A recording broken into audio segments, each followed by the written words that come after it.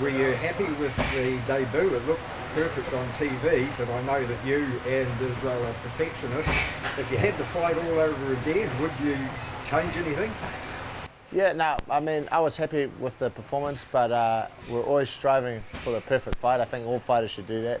Particularly Israel's very hard on himself.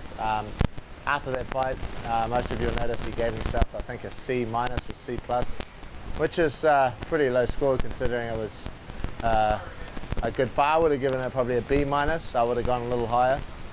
But he made one particular mistake with the underhook. Rob Wilkinson had got one particular takedown where when you feed the underhook in, he squeezes it to your body and takes you down on that same side. And he perhaps got a bit too wary of that, and it made him very hesitant to do the right thing, which is put the underhook in and just turn the wheel. So it was a small technical mistake, and most people who watch the fight could see it, but it's very easy to fix. And it was not that he didn't know it; it was more something, a process that was going on in his mind. Yeah.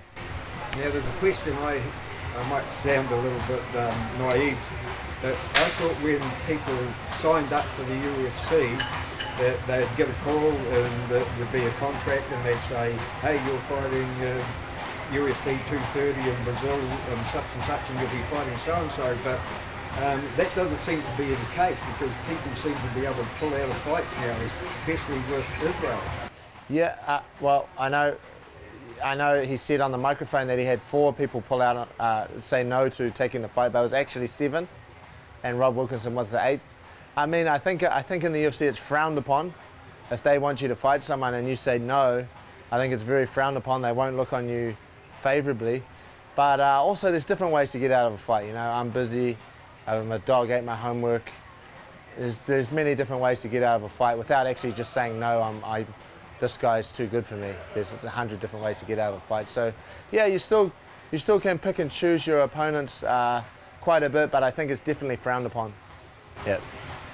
Just thinking that how many's already pulled out on Israel, would that make it a little bit more difficult for you? You may have to fight somebody a little bit higher up the ladder than you would preferably choose?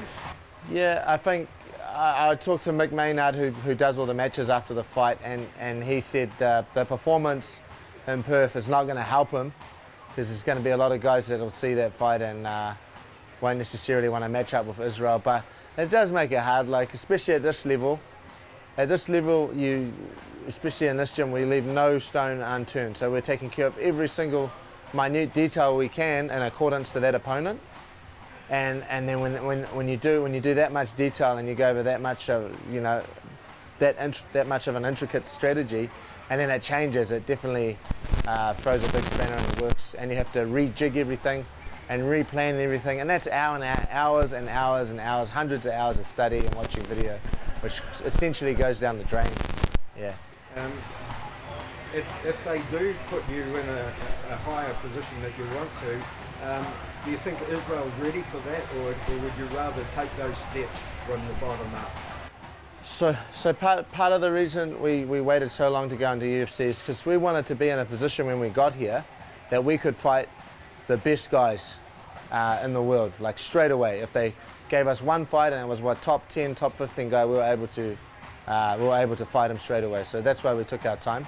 And saying that, like once we get up to a certain level, like the top 10, top 15, we can't go back and fight a number 30 or a number 40. So it makes perfect sense just to get those fights out of the way, get Israel a little bit more comfortable with the atmosphere, and just get his mind used to it and everything that's going on, and then start to take harder and harder fights. So this development process is best, but we always had a goal that if the UFC threw us in the frying pan, that would come out all right. Yeah. Well, all through with no injuries. Has there been a date set for the next encounter, or? There hasn't been a date set, but you have to have a mandatory 7-day stand down, and I told the matchmaker that we're ready to go. Like we can go in a week after that if we want. You got to remember that this is a guy that fought 20 times, I think 21 times in 1 year, at the highest level.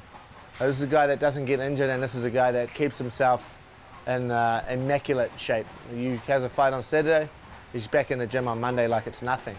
So to go from 20 fights to maybe 5 or 6 fights a year is not going to be a problem, right? So we're hoping they'll keep us busy.